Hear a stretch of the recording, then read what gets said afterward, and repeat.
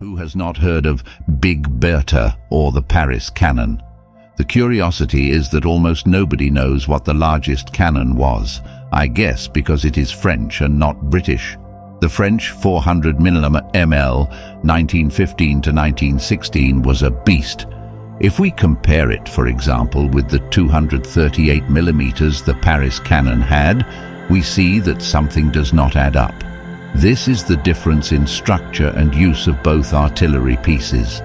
The Paris cannon had no impact on the war, despite the enormous costs and resources it absorbed to keep it operational.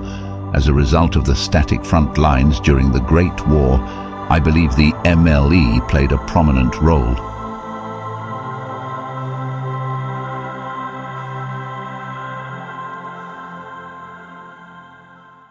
The development of this French howitzer came from the imperative need to save human lives in assaults on heavily defended and armored German positions. These positions were better fortified and constructed. In addition, the Germans already had some 420 mm pieces and caused huge damage to the Belgian lines during the first stages of the World War. In July 1915, orders were passed to Saint-Chamond. French engineers worked from the plans of their 340 mm guns mounted on battleships. It was an excellent starting point, but it was necessary to enlarge the cannon's length and increase the barrel's diameter. To reach the front lines, they had to invent a support system. Obviously, the weight and recoil of this cannon forced the manufacture of a firing platform. This was raised above the train rails. The barrel was exaggeratedly long and could rise to 65 degrees. The gun could reach targets up to 16 kilometers away. This was spectacular, considering that despite its size it exceeded the fearsome German cannon Big Bertha by 4,000 meters. With its crew at full strength and trained, it could fire every 6 minutes.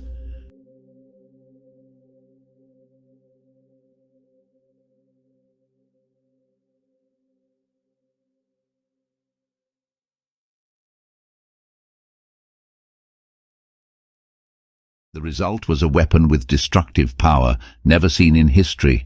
No fortification could withstand 12 hours of bombardment from a MLE without being literally crushed by its shells. It used cannonballs weighing between 640 kilograms, and there was also a 900 kilograms armor-piercing variant, which was commonly used to blow up German fortifications. The French built 12 of these monsters. They organized them into batteries of 2, where 125 men were necessary for firing.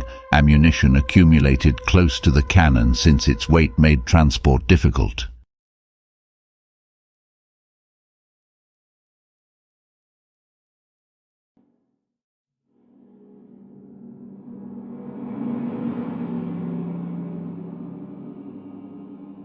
About a year after development started, the first units were ready to enter service after an enormous effort. No better occasion for them to act than the Somme offensive. On June 30th, 1916, a few days after their introduction, they alone reduced to ashes 3 German fortifications. In addition, they destroyed 3 villages previously fortified and controlled by the enemy. When these monsters of steel really stood out was at Verdun. There were many cannons pounding Douaumont, but among them were 2 400 mm2 ML. Previously, the fort fell into German hands embarrassingly. The jewel of the defensive line, a truly brutal strategic fortress, was abandoned when the German offensive of February 1916 began. It cost more than 110,000 French lives and large amounts of artillery to return it to France.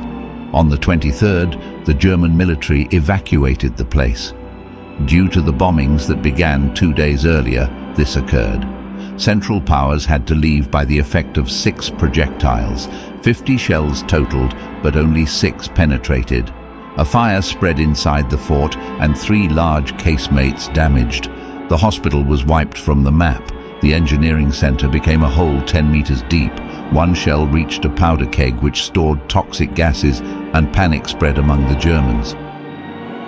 Due to trench warfare casualties, The French army was close to rebellion at many points. A French disaster in the Chemin des Dames offensive ended in carnage. The futility of the attack and the High Command's incompetence resulted in significant human and material losses. Even so, the MLE was able to salvage the situation by bursting the dense and deep German fortifications from their foundations. The occasion when one of these 900-kilo shells slipped through the aeration hole of a German bunker is an example of the terrifying destruction power. The facility was located on a small mountain about 206 meters high. The projectile entered this complex. The detonation caused the complete destruction of the building and loss of material and personnel.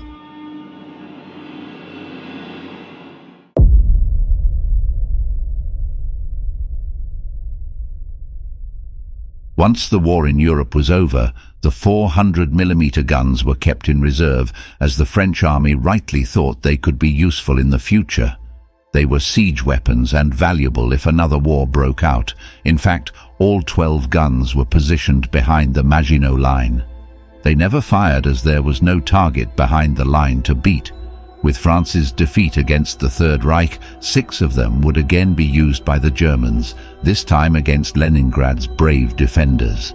Due to its success in the First World War, French designs allowed a cannon of 520 mm. They built 2 of them, but they ended up in German hands once again.